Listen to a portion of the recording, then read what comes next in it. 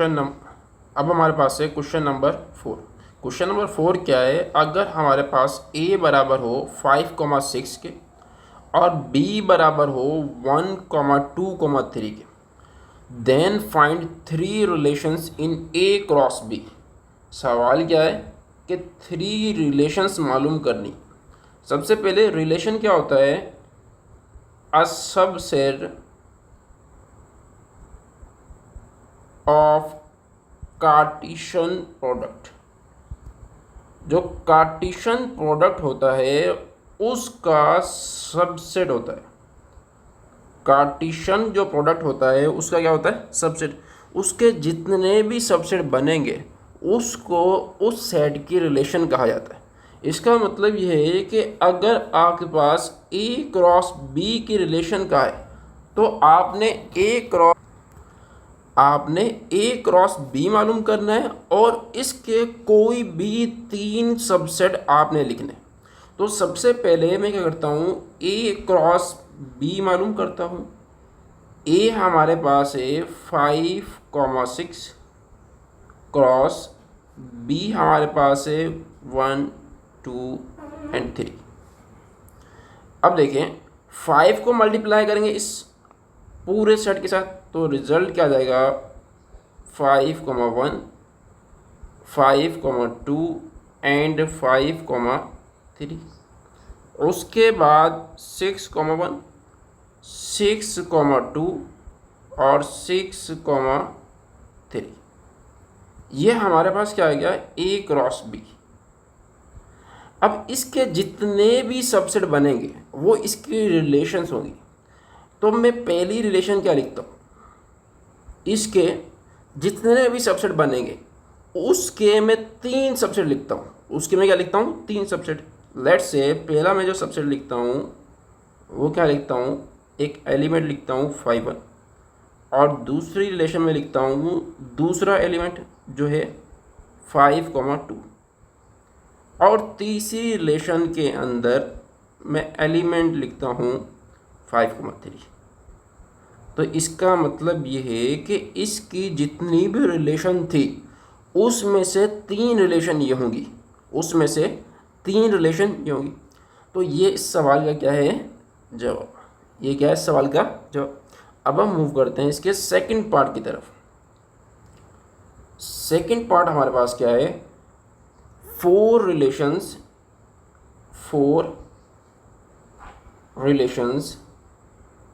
In B cross A. सबसे पहले हम क्या करेंगे, बी क्रॉस ए मालूम करेंगे और उसके बाद क्या करेंगे, इसके जो भी सबसेट बनेंगे वो हम लिखेंगे। तो हमारे पास बी क्या है, बी हमारे पास है 1,2,3। बी क्रॉस ए मालूम करना है तो बी हमारे पास क्या है 1,2,3 मल्टीप्लाई बाय ए हमारे पास क्या है 5,6। तो इसको मल्टीप्लाई करने का तरीका ये होगा कि 1 को मैं 5 से मल्टीप्लाई करूं और 1 को मैं 6 से मल्टीप्लाई करूं, फिर 2 को 5 से मल्टीप्लाई करूं, फिर 2 को 6 से मल्टीप्लाई करूं, फिर 3 को 5 से मल्टीप्लाई करूं और 3 को 6 से मल्टीप्लाई करूं। ये हमारे पास क्या आ जाएगा, बी क्रॉस ए। अब सवाल ये है कि इसकी 4 रिलेशंस मालूम करनी है। तो रिलेशन क्या होता है कि इसका सबसेट, इसका अगर मुझे सबसेट लिखने हैं तो पहले एक एलिमेंट लिख दो, वो है 1,5। दूसरी रिलेशन हमारे पास क्या बनेगी 1,6 और तीसरी रिलेशन मालूम करनी है तो वो हमारे पास क्या बनेगी 2,5। चौथी रिलेशन हमारे पास बनेगी 2,6। तो ये हमारे पास जो बी क्रॉस ए उसकी जितनी भी रिलेशन थी उसमें से 4 रिलेशन ये होंगी। अब हम मालूम करते हैं 5 रिलेशन। इसका थर्ड पार्ट हमारे पास है 5, थर्ड है 5 relations in B, 5 relations in B. तो इसका मतलब ये है कि हम B क्रॉस B मालूम करेंगे। B हमारे पास क्या है, 1 2 3 मल्टीप्लाई बाय 1 2 और 3, 1 2 और 3।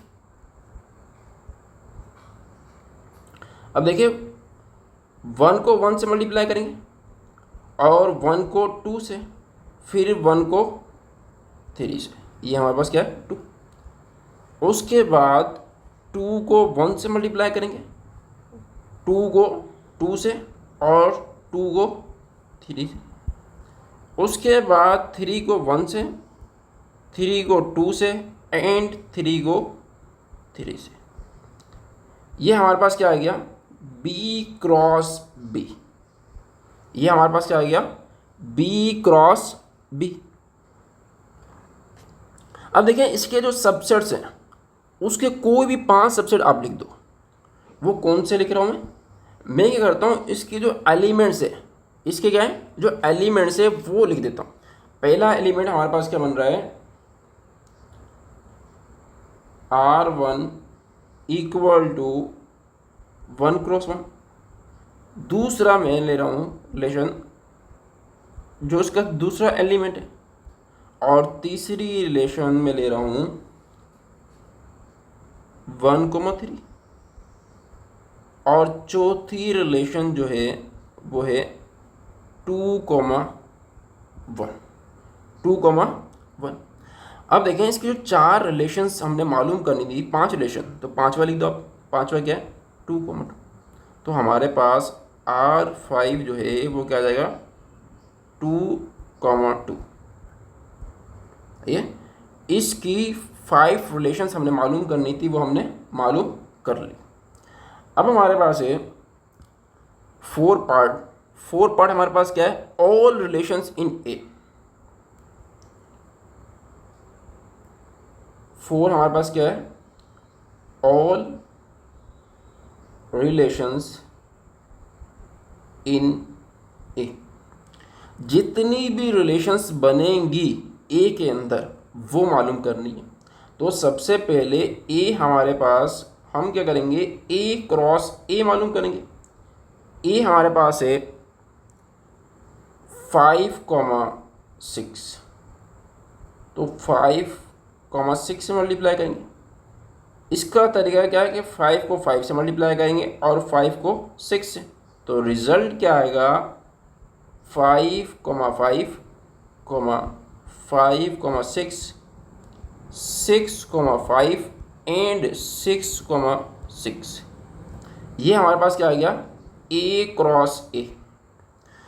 अब इसकी सारी रिलेशंस मालूम करनी है, तो इसका मतलब ये है कि इसके जितने भी सबसेट बनेंगे, इसके जितने भी सबसेट बनेंगे वो हमने लिखने हैं। जितने भी सबसेट बनेंगे वो हमने लिखने। अब देखें पहला अगर रिलेशन मालूम करनी है R1, तो इसका क्या बनेगा नल सेट। इसका क्या बनेगा नल सेट। दूसरा हमारे पास क्या बनेगी R2। उसके अंदर हम क्या कर रहे हैं 5,5 लिख रहे हैं। हर एक एलिमेंट की रिलेशन बनाएंगे। R3 हमारे पास क्या बनेगा 5,6। R4 हमारे पास आएगा 6,5। R5 हमारे पास आएगा 6,6। अब देखें R6 क्या बनेगा। R6 हमारे पास क्या बनेगा कि हम 2 पेयर्स को शामिल करें। एक तो है हमारे पास है 5,5, उसके साथ 5,6 को शामिल करें, 5,6 के साथ शामिल करें। नेक्स्ट के अंदर R7 के अंदर 5,5 के साथ शामिल करें 6,5 का। अब R8 मालूम करना है, तो R8 किस तरीके से मालूम होगा? देखिए, R8 मालूम करना है तो हम क्या करेंगे, 5,5 को किसके साथ शामिल करेंगे? अब 6,6 के साथ, 6,6 के साथ। अब देखें, R9 मालूम करना है, R9। तो अब हम क्या करेंगे, 5,6 को इसके साथ शामिल करेंगे, फिर इसको इसके साथ शामिल करेंगे। तो R9 हमारे पास क्या आ जाएगा, 5,6, 6,5। अब देखें, R10 हमारे पास क्या होगा? R10 हमारे पास होगा 5,6, 6,6। ये R11। अब देखें, R11 मालूम करना है तो हम क्या करेंगे, इसके मूव करेंगे 6,5 और 6,6, 6,5, 6,6। अब देखें, हमने R12 मालूम करना है, R12 हमारे पास क्या होगा? अब देखिए, जितने भी 2 के पेयर्स बनने थे वो सब हमने बना लिए। अब हम क्या करेंगे, 3 के पेयर्स बनाएंगे, तो इन दोनों को फिक्स रखेंगे, इन दोनों का करेंगे फिक्स करेंगे। तो देखें, 5,5, 5, 6, उसके साथ 6,5, एक ये बन गया। R13, अब देखिए 5,5, 5,6 और इसके साथ हम क्या करेंगे, 6,6 को लिखेंगे। अब देखिए, R14 मालूम करना है, R14 मालूम करना है, तो हम क्या करेंगे, अब 5,6, 5,6 और 6,5, उसके साथ हम क्या करेंगे, 6,6 को शामिल करेंगे, 6, उसके बाद हमारे पास क्या है, R15। R15 क्या बनेगा, पहले को फिक्स करेंगे। पहला हमारे पास क्या है, 5,5 और थर्ड हमारे पास क्या है, 6,5, उसके बाद 6,6, उसके बाद 6,6। अब देखें, इसके कितने सेट बनने थे, सबसेट बनने थे 16, तो 15 तो बन गए। लास्ट वाला हमारे पास कौन सा होगा, R16। लास्ट वाला इम्प्रॉपर सबसेट होता है। इम्प्रॉपर सबसेट के अंदर हम क्या करते हैं, जो भी सेट लिखा होता है, जो भी सेट लिखा होता है वही सेट हम लिखते हैं। तो हमारे पास रिजल्ट क्या आ जाएगा, ये रिजल्ट आ जाएगा। अब देखें, इसके जितनी भी रिलेशन पॉसिबल थी, कितनी रिलेशन पॉसिबल थी, 16, वो सारी हमने यहाँ लिख दी। कितनी रिलेशन पॉसिबल थी, 16, वो सारी हमने यहाँ लिख दी। अब हम मूव करते हैं नेक्स्ट क्वेश्चन की तरफ। अब देखिए, क्वेश्चन नंबर 5 हमारे पास क्या है, for 2 sets A and B, if number of elements in A is 3 and number of elements in B is 4, ये हमारे पास दो कंडीशन दी है, एक ये और एक ये। Then find numbers of all binary relation in A cross B। अगर हमने नंबर ऑफ बाइनरी रिलेशंस मालूम करनी है तो सबसे पहले हमें वो फार्मूला मालूम होना चाहिए कि किसी भी कार्टेशियन प्रोडक्ट के अंदर कितनी बाइनरी रिलेशन पॉसिबल। तो उसका फार्मूला क्या है, 2n A क्रॉस B, ये हमारे पास फार्मूला है। अब देखें, सबसे पहले हम क्या करेंगे, इस n A क्रॉस B को मालूम करेंगे। वो मालूम करने का फार्मूला क्या है, n A cross B equal to N A multiply by N B. N A मतलब number of elements in A या ऑर्डर ऑफ ए, वो कितना है 3, multiply by number of elements in B, वो कितने हैं 4। तो 3 को 4 से मल्टीप्लाई करेंगे तो आंसर क्या आएगा 12। तो हमारे पास जो नंबर ऑफ एलिमेंट्स होंगे ए कार्टेशियन प्रोडक्ट बी, उसके अंदर कितने होंगे 12। तो इसके अंदर रखेंगे, put in above equation, put in above equation. तो रिजल्ट हमारे पास क्या आ जाएगा 2 की पावर 12। ये इसका आंसर है, ये इसका क्या है आंसर है। अब हम मूव करते हैं नेक्स्ट पार्ट की तरफ, नेक्स्ट पार्ट की तरफ। अब हमारे पास है क्वेश्चन नंबर 6। क्वेश्चन नंबर 6 क्या है, right the following binary relations of A cross be in tabular form. आपने बाइनरी रिलेशंस जो है उसको टेबुलर फॉर्म के अंदर लिखना है, वेयर ए इक्वल टू, जो ए सेट है वो बराबर है 0, 1, 2, 3 और बी बराबर है 2, 4, 6, 8 such that A belongs to A and B belongs to B. तो रिलेशन क्या है, R1 equal to A B such that B less than 5। अब इस कंडीशन को समझें, वो सारे ऑर्डर पेयर जिनके अंदर जो सेकंड नंबर है वो 5 से कम हो, तो सेकंड नंबर के अंदर ये आएंगे। अब इसमें 5 से कम कौन कौन से हैं, ये 2।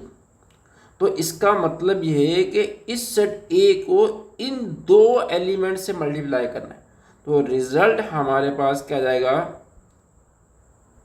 0, 2, 0, 4, 1, 2, 1, 4, 2, 2 and 2, 4, 3, 2 and 3, 4। अब देखें इनके जो नंबर से कंपेयर करें, इनका जो सेकंड नंबर है वो हमेशा 5 से कम है। तो ये सारी जो पॉसिबल रिलेशंस थी वो हमने लिख दी। ये हमारे पास जो रिलेशन दी गई है ये दी गई है सेट बिल्डर फॉर्म के अंदर, और ये हमारे पास जो रिलेशन हमने कन्वर्ट की किसके अंदर कन्वर्ट किए, टेबुलर फॉर्म के अंदर। अब हमारे पास इसका सेकंड पार्ट है, उसके अंदर R2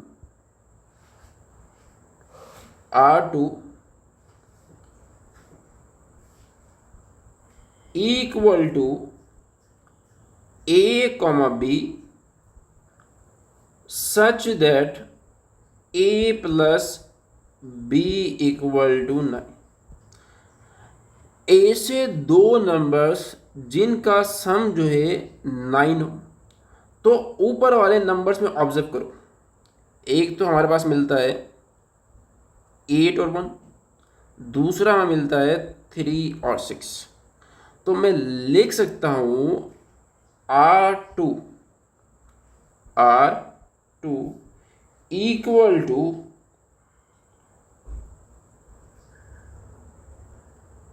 1, 8 और 3, 6। अब देखें इन 2 नंबर्स का सम करें, इन 2 नंबर का सम करें, हमेशा क्या आएगा 9 आएगा, हमेशा क्या आएगा 9 आएगा। अब हम इसके थर्ड पार्ट की तरफ मूव करते हैं। थर्ड पार्ट हमारे पास क्या है, R3 equal to A, B such that A minus B equal to 1। अब देखें वो 2 नंबर्स जिनको अगर मैं माइनस करूं तो मेरे पास 1 आना चाहिए। अब देखें जो B है उसके जो सारे नंबर्स हैं वो सेट ए के नंबरों से बड़े सिवाय 2 के। तो अगर मैं लिखूं 3,2 3,2 तो रिजल्ट हमारे पास क्या आएगा, देखो 3 में से 2 माइनस करेंगे तो क्या आएगा, 1 आएगा। तो ये हमारे पास क्या है, इसकी रिलेशन है। तो क्वेश्चन नंबर 6 के जितने भी सवाल थे, जितने भी पार्ट्स थे, वो हमने सॉल्व कर लिए। अब हम मूव करते हैं क्वेश्चन नंबर 7 की तरफ। अब क्वेश्चन नंबर 7 देखें हमारे पास क्या है। Question number 7, if relation R equal to X comma Y such that Y equal to 2x plus 5, Y equal to 2x plus 5 is in Z, then find range if domain is। तो सबसे पहले सवाल को understand करते हैं। एक function है, वो इस रिलेशन को सेटिस्फाई करता है। इस रिलेशन के अंदर जो x है वो डोमेन होता है, और जो y है वो हमारे पास क्या होता है, रेंज होता है। वो हमारे पास क्या होता है, रेंज होता है। इसमें कहा है कि अगर मैं x की जगह -2 रखूं तो मेरे पास क्या जवाब आएगा, अगर मैं x की जगह -1 रखूं तो मेरे पास क्या जवाब आएगा, अगर मैं x की जगह 0 रखूं तो मेरे पास क्या जवाब आएगा, और 1 रखूं क्या जवाब आएगा, 2 रखूं क्या जवाब आएगा। तो सबसे पहले x की जगह पर -2 रखते हैं, तो रिजल्ट हमारे पास क्या आ जाएगा, 2 -2 प्लस 5। 2 को -2 से मल्टीप्लाई करेंगे, माइनस का 4, और -4 plus 5 which is equal to 1। Result हमारे पास क्या आ गया, 1। अब देखें, इसी तरीके से x की जगह पर -1 रखेंगे तो रिजल्ट हमारे पास क्या आएगा, y2 -1 प्लस 5। 2 को -1 से मल्टीप्लाई करेंगे, -2 प्लस 5 इक्वल टू -2 प्लस 5 3, तो y इक्वल टू 3। अब हम मूव करते हैं थर्ड इसका, कि x की जगह पर 0 रखेंगे तो ये पूरी रकम 0 हो जाएगी, तो y की वैल्यू क्या आ जाएगी, 5। अगर मैं x की जगह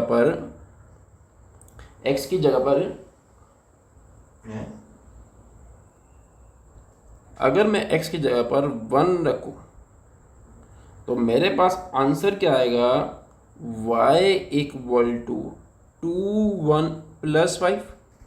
क्यों, इक्वेशन क्या है, y equal to 2x plus 5। x की जगह 1 रख दिया तो रिजल्ट क्या आ गया, 7 आ गया। 2 प्लस 5 7। इसी तरीके से x की जगह पर -2 रखें, सॉरी प्लस का 2 रखें, तो रिजल्ट हमारे पास क्या आएगा, y equal to 2 multiply by 2 plus 5 which is equal to 9।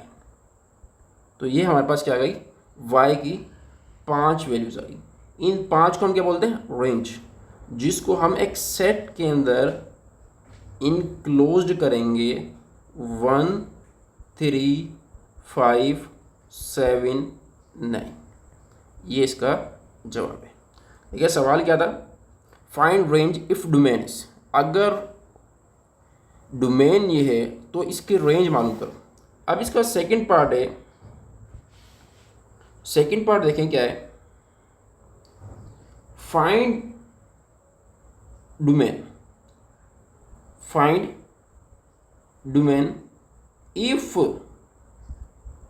Range is, range जो है वो 11 13 15 और 17 हो। इसका मतलब ये है कि अगर y की वैल्यूज ये हों तो x की वैल्यू मालूम करो। क्यों, डोमेन हम किसको शो करते हैं, x को, रेंज हम किससे शो करते हैं, y से। तो इस इक्वेशन के अंदर y equal to 2x plus 5। तो मैं प्लस का 5 है वहाँ जाएगा तो y minus 5 equal to 2x। This implies that x equal to y minus 5 divide by 2। 2 multiply करा था वहाँ जाएगा तो डिवाइड करेगा। तो ये हमारे पास इक्वेशन आ गया। अब इस इक्वेशन को क्या करेंगे, पहले y की जगह हम 11 रखेंगे।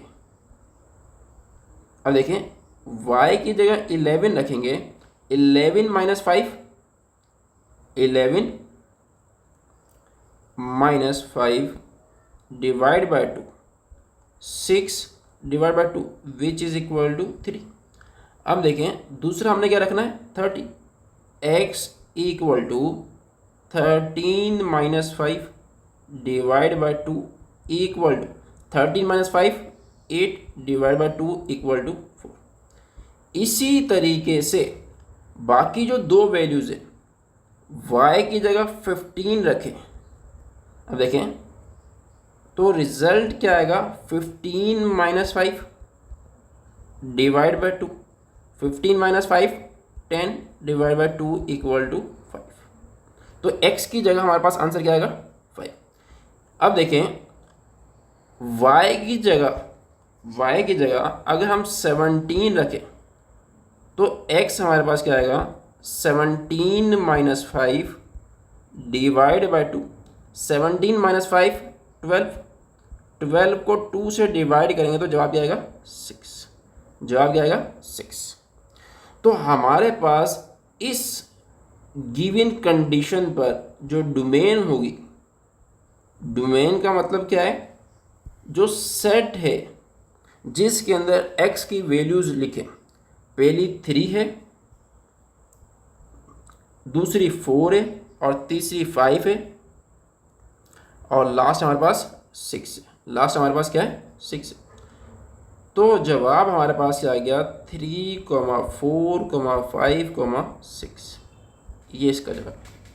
अब हम मूव करते हैं इसके 8 पार्ट की तरफ। 8 पार्ट। अब देखिए क्वेश्चन नंबर 8 हमारे पास है। क्वेश्चन नंबर 8 हमारे पास क्या है, if x, y represent elements of w। w हमारे पास क्या है होल नंबर्स। w हमारे पास क्या है whole numbers. Find domain and range of the following relations. अब इसकी आपने डोमेन और रेंज मालूम करनी है। डोमेन और रेंज का मतलब क्या है कि x और y की वैल्यू मालूम करनी है जो इस इक्वेशन को सेटिस्फाई करे। तो सबसे पहले हम क्या करते हैं, जो इक्वेशन दी गई है 3x plus Y equal to 11, क्या मैं इसको इस तरीके से लिख सकता हूँ 3x प्लस का y है, सॉरी सबसे पहले हम क्या करेंगे, इसको y की उसके अंदर एक्सप्रेस करेंगे, y equal to 11 minus 3x। अब देखें x के अंदर वो नंबर्स आने चाहिए जो होल नंबर से बिलोंग करते हैं। तो सबसे पहले x की जगह पर हम क्या रखेंगे 0। अगर मैं x की जगह पर 0 रखता हूँ तो जवाब क्या आएगा 11। क्यों, ये पूरी रकम क्या जाएगी 0 हो जाएगी। अगर मैं x की जगह पर 1 रखता हूँ तो रिजल्ट क्या आएगा 11 minus 3 which is equal to 8। अगर मैं x की जगह पर 2 रखता हूँ तो 11 माइनस 6, तो y की वैल्यू क्या जाएगी 5। अगर मैं x की जगह पर 3 रखता हूँ तो 3 को 3 से मल्टीप्लाई करें 9, 11 माइनस 9 y इक्वल टू 2। अब देखें अगर मैं x की जगह पर 4 रखूं तो y की वैल्यू मेरे पास क्या आएगी -1। y की वैल्यू मेरे पास क्या आएगी -1। क्या -1 एक होल नंबर है? Not belong to whole. इसका मतलब ये है कि हम x की जो वैल्यूज़ हैं वो 1 से लेकर 3 तक कंसिडर करेंगे। तो डोमेन हमारे पास क्या होगी, domain of function equal to 0 1 2 3। Range of function वो हमारे पास क्या होगी 11 8 5 2। ये हमारे पास क्या है रेंज। अब हम मूव करते हैं इसके सेकंड पार्ट की तरफ। सेकंड पार्ट के अंदर क्या दिया हुआ है कि अगर एक फंक्शन है x, y such that x minus y equal to 6। अब देखें, सबसे पहले मैं इस एक्सप्रेशन को निकाल लेता हूँ, x minus y equal to 6। अब हम क्या करते हैं, जो इक्वेशन है उसको y के अंदर एक्सप्रेस करते हैं। This implies that y equal to x minus 6। क्या किया है, माइनस का y था वहाँ गया तो प्लस का y, और 6 यहाँ गया तो माइनस का 6। तो हमारे पास इक्वेशन क्या आ गई, y equal to x minus 6। अब देखें, x जो है वो होल नंबर से, तो x की जगह अगर मैं 0 रखूं, x की जगह मैं क्या रखूं 0, तो मेरे पास जवाब क्या है y इक्वल टू माइनस 6। तो माइनस 6 क्या होल नंबर है, नहीं है। तो इसका मतलब ये हुआ कि मैं x की जगह पर 0 नहीं लिख सकता। मैं x की जगह पर वो नंबर लिखूंगा जिससे रिजल्ट मेरे पास होल नंबर आए। तो वो नंबर जो है 6 से बड़ा होना चाहिए। क्यों, अगर 6 से छोटा हुआ तो आंसर जो है वो हमेशा नेगेटिव आएगा। तो 6 से बड़ा होल नंबर क्या है, 6 के बराबर हो या 6 से बड़ा। अगर मैं x की जगह 5 रखता हूँ तो 5 माइनस 6, तो ये मेरे पास रिजल्ट क्या आएगा माइनस का 1। अगर मैं x की जगह 6 रखता हूँ तो y की वैल्यू क्या आएगी 0। x की जगह मैं 7 रखता हूँ तो y की वैल्यू मेरे पास क्या आएगी 1। तो इसका मतलब ये हुआ कि डोमेन ऑफ फंक्शन वो है 6 7 8 और ये चलती जाएगी। रेंज ऑफ फंक्शन वो हमारे पास क्या होगी, वो हमारे पास क्या होल नंबर, पहले 0 1 2 3 0 1 2 3 और ये चलती जाएगी। अब देखें, ये हमारे पास क्या गई डोमेन ऑफ फंक्शन आ गई, और ये हमारे पास क्या गई रेंज ऑफ फंक्शन आई। ये हमारे पास क्या हुआ, क्वेश्चन नंबर 8 का जो सेकंड पार्ट था वो हमने सॉल्व कर लिया, उसके जवाब ये। अब हम मूव करते हैं नेक्स्ट पार्ट के। अब देखिए हमारे पास क्वेश्चन नंबर 9 क्या है। एक फंक्शन है if f equal to a tends to b is a function given by. हमारे पास है क्वेश्चन नंबर 9, इफ फंक्शन है a से लेकर b तक is a function given by. अब फंक्शन क्या है, 1 रखा हमने 5 आया, 2 रखा 6 आया, 3 रखा 7 आया और 4 रखा 8 आया।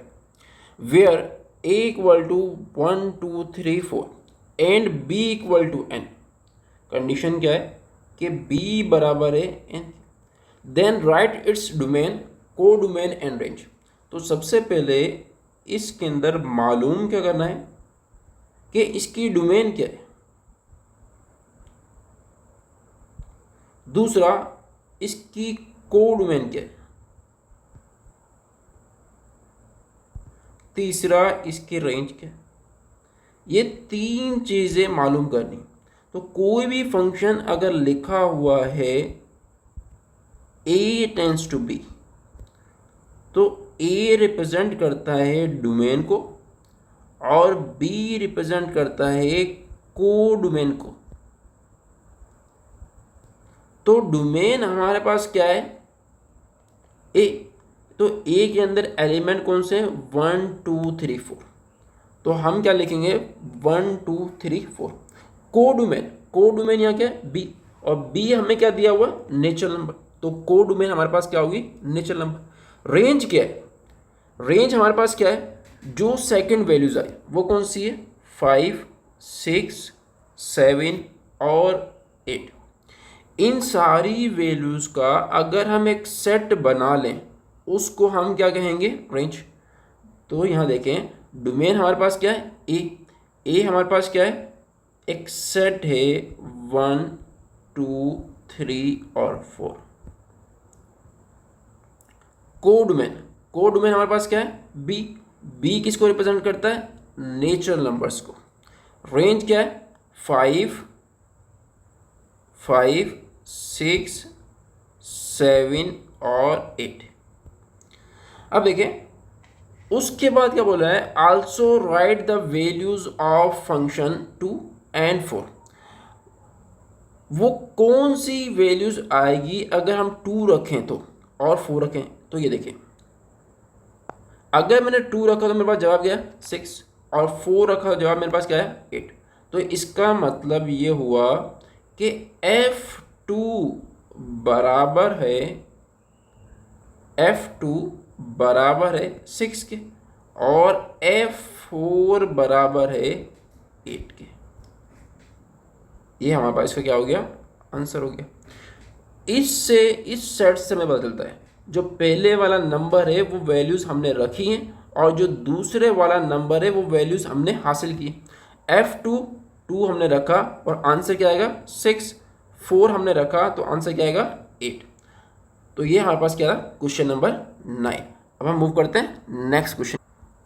अब देखें क्वेश्चन नंबर 10। इफ़ ए बराबर है 0, 1, 2, 3, 4 और बी बराबर है 2, 4, 6, 8, 10, then find whether the following relations from A to B are functions or not. If they are function, find their types. तो हमने पिछली वीडियो के अंदर ये डिस्कस किया था कि जो रिलेशंस है वो फंक्शन कब बनती हैं। पहली कंडीशन ये थी कि जो अगर रिलेशन है उसके फर्स्ट एलिमेंट्स का ऑर्डर पेयर के अंदर से फर्स्ट एलिमेंट का अगर हम एक सेट बनाएं और वो ए के बराबर है, डोमेन के बराबर है, तो वो फंक्शन होगा। अगर वो डोमेन के बराबर नहीं है तो वो फंक्शन नहीं होगा। दूसरी कंडीशन ये थी कि जो पहला एलिमेंट है वो रिपीट ना करे, पहला एलिमेंट जो है वो रिपीट ना करे। अब देखें ये रिलेशन दी गई, इसके पहले एलिमेंट का 0, 1, 2 और 3 का इसका सेट बनाओ 0, 1, 2 और 3। क्या ये इसका सेट का नाम दे दिया मैंने डोमेन। क्या ये ए के बराबर है, नहीं है, ए के बराबर नहीं है। क्यों, ए के अंदर 4 भी है तो ये हमारे पास नॉट फंक्शन होगा। ये क्या होगा, नॉट फंक्शन। तो अब हम मूव करते हैं इसके सेकंड पार्ट की तरफ। सेकंड पार्ट हमारे पास क्या है, R2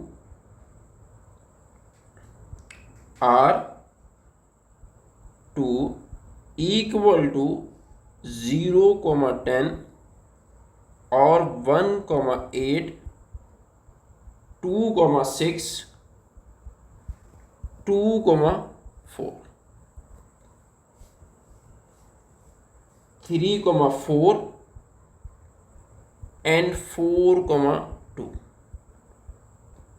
अब देखें इसमें नोट करने वाली बात क्या है कि ये 2 ऑर्डर पेयर हैं, इसका पहला एलिमेंट दोनों का सेम है।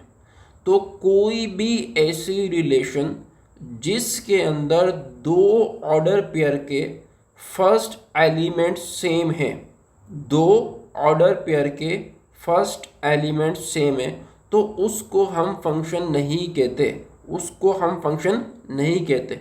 तो हमारे पास ये नॉट अ फंक्शन, ये फंक्शन नहीं है। अब हम मूव करते हैं इसके थर्ड पार्ट की तरफ। देखें थर्ड पार्ट हमारे पास क्या है, R3 इक्वल टू 0, 2, 1, 4, 2, 6, 3, 8 एंड 4, 8। अब देखें इसके पहले एलिमेंट का सेट बनाएं, 0 1 2 3 और 4। क्या इसके पहले एलिमेंट का जो सेट है वो ए के बराबर है?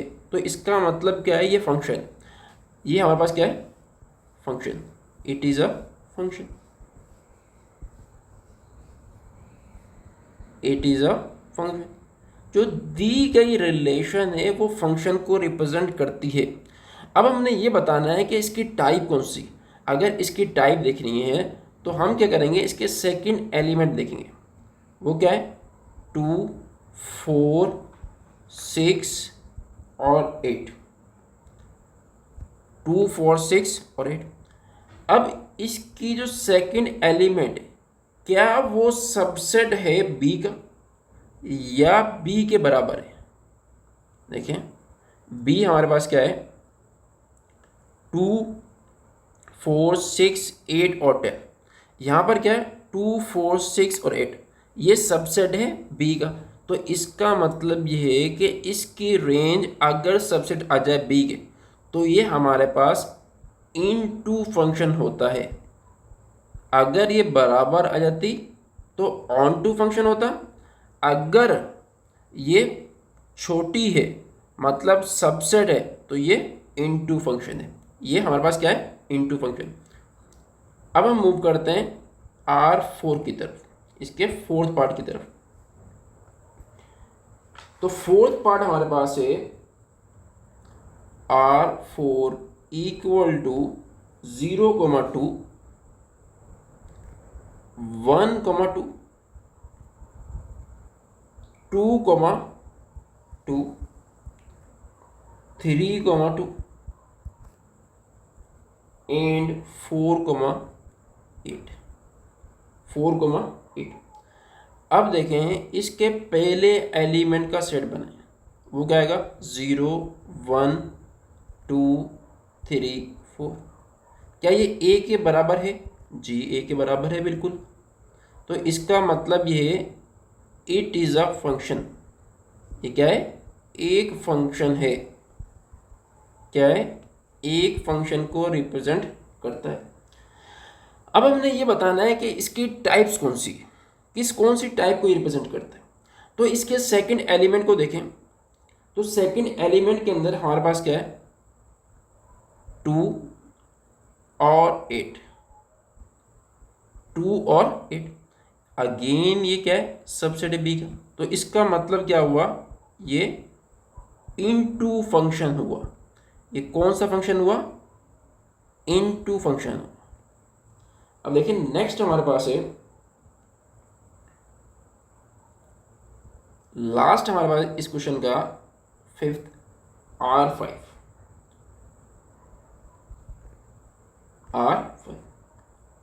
0, 2 1, 4 और 2, 6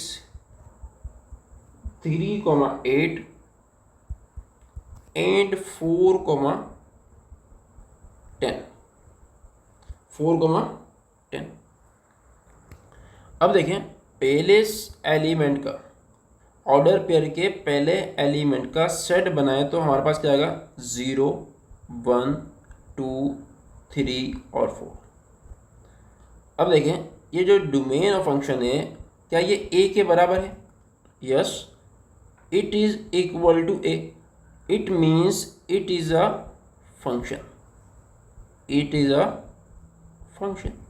ये जो रिलेशन दी गई है ये एक फंक्शन को रिप्रेजेंट करती है। ये जो रिलेशन दी गई है ये एक फंक्शन को रिप्रेजेंट करती है।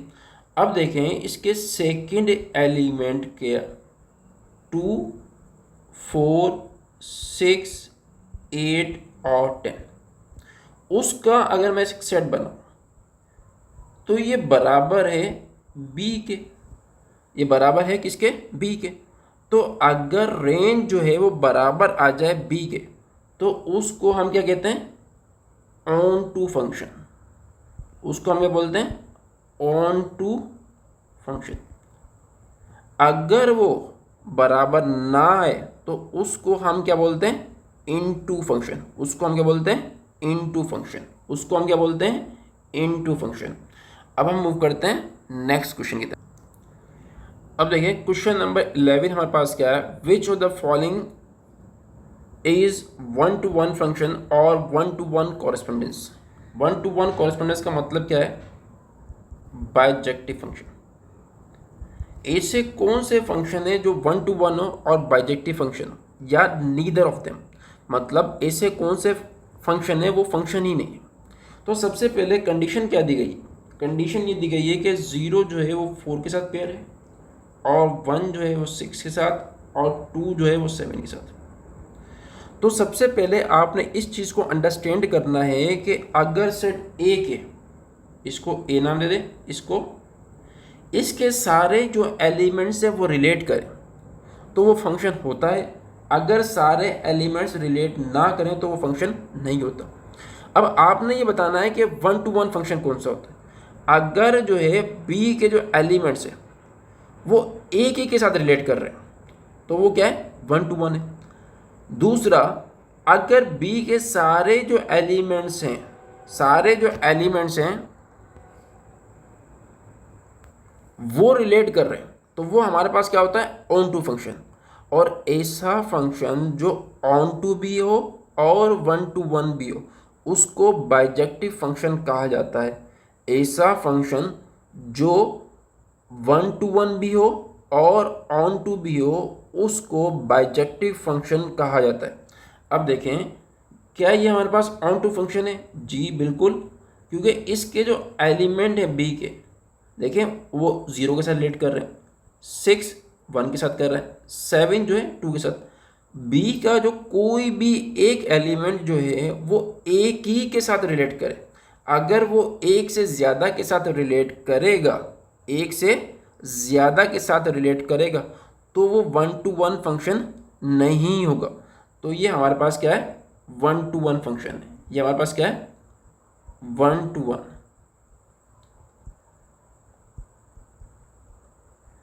अब देखें सेकंड जो है हमारे पास, उसके अंदर 0 5 के साथ, 1 6 के साथ और 2 7 के साथ। अब देखें जो इसके सेट बी है वो अब भी एक एलिमेंट के साथ रिलेट कर रहा है, लेकिन सेट बी के सारे एलिमेंट से वो रिलेट कर रहे हैं। यहाँ पर जो है वो 5 रिलेट नहीं कर रहा था। तो अगर कोई भी ऐसा फंक्शन जो 1-to-1 भी हो और ऑन टू भी हो तो उसको हम क्या बोलते हैं, बाइजेक्टिव। उसका दूसरा नाम क्या है, 1-to-1 कॉरेस्पोंडेंस।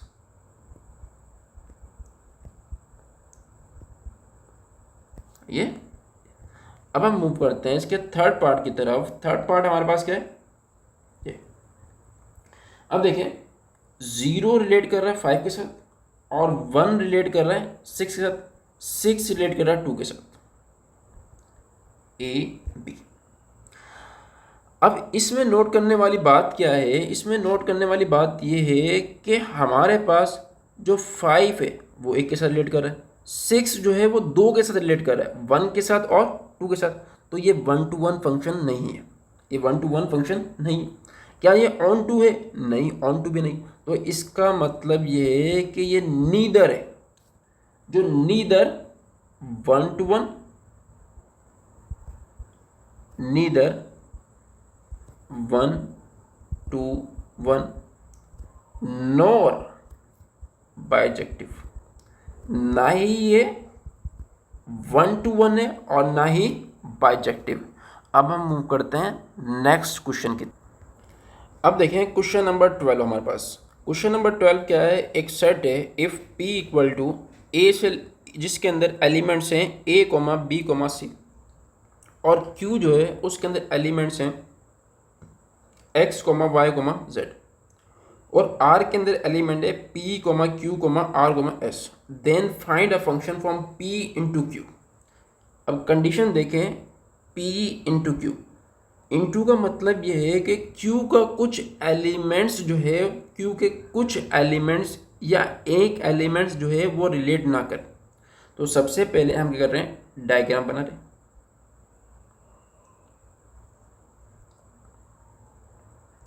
अब देखें पी के जो एलिमेंट है, ये पी है हमारे पास और ये हमारे पास क्यू है। पी के एलिमेंट क्या है, ए बी और सी। क्यू के एलिमेंट क्या है, एक्स वाई और जेड। अब देखिए ए रिलेट कर रहा है एक्स के साथ, बी रिलेट कर रहा है वाई के साथ, वाई जो है वो सी के साथ भी रिलेट कर रहा है। क्यों, हमने जी को रिलेट नहीं करना। अगर हम जी को रिलेट कर देते हैं, अगर हम जी को रिलेट कर देते हैं तो जो ये फंक्शन है ये ऑन टू हो जाएगा। हमने क्या बनाना है, इनटू, कि क्यू का कम से कम एक एलिमेंट जो है वो रिलेट ना करे। अब हम मूव करते हैं इसके सेकंड पार्ट की तरफ। सेकंड पार्ट देखें, a function from, a function g from R onto P, a function g from r on to p। सबसे पहले क्या करेंगे, हम दो ओवल शेप के अंदर बनाएंगे। सबसे पहले इसको आप डिलीट करो, यहाँ पर देखिए। अब इसको मैं नाम दे रहा हूँ ए का, इसको नाम मैं दे रहा हूँ बी का, इसको नाम देना है आर का, इसका नाम किसको देना है, पी का। ये आर होगा, ये हमारे पास क्या होगा, पी होगा। आर के अंदर जो एलिमेंट्स हैं वो क्या है, पी क्यू आर एस, और पी के अंदर जो एलिमेंट है वो है ए बी और सी। अब देखिए फंक्शन क्या है, ऑन टू। ऑन टू का मतलब क्या है कि जो पी के जितने भी एलिमेंट्स होंगे वो सब रिलेट करने चाहिए।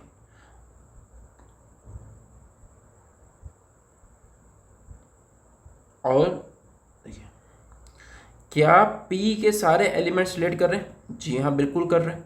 तो इसका मतलब ये हुआ कि ये हमारे पास क्या है, ऑन टू फंक्शन है।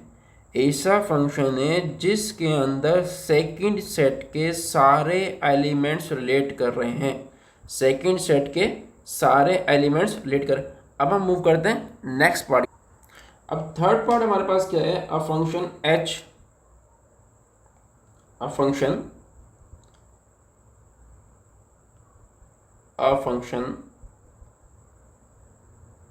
h from P to R। अब P से R की तरफ है। पहले क्या था, R on to P which is injective, which is injective. तो सबसे पहले आपको ये मालूम होना चाहिए कि इंजेक्टिव किसको बोलते हैं। वो फंक्शन जो इनटू भी हो और 1 to 1 भी हो, वो फंक्शन जो इनटू भी हो और 1 to 1 भी हो, उसको इंजेक्टिव फंक्शन कहा जाता है। तो सबसे पहले हम क्या करेंगे, सेट पी और आर को लिखेंगे। ठीक है, पी हमारे पास क्या है, ये पी, और ये हमारे पास क्या है, आर।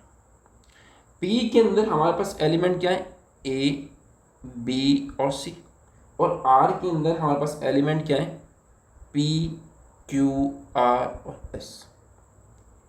अब ये फंक्शन क्या होना चाहिए, इनटू बी, मतलब कम से कम इसका जो एक एलिमेंट है उसको हमने रिलेट नहीं करना, और हर एलिमेंट एक के साथ ही रिलेट करें। तो ये फंक्शन हमारे पास क्या आ गया, इंजेक्टिव फंक्शन आ गया।